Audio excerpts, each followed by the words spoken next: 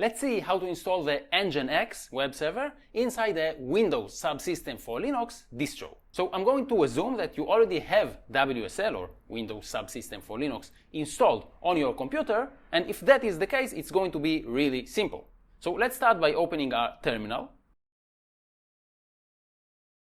And by clicking on the small arrow over here, I can start my WSL distro. In this case, I want this one. I'll now update my Ubuntu instance inside WSL. And now to actually install Nginx, all we need to do is run the command apt install Nginx. And let's confirm the installation.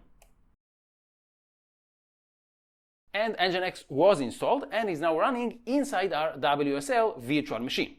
Let's now open our web browser. And if I now go to localhost,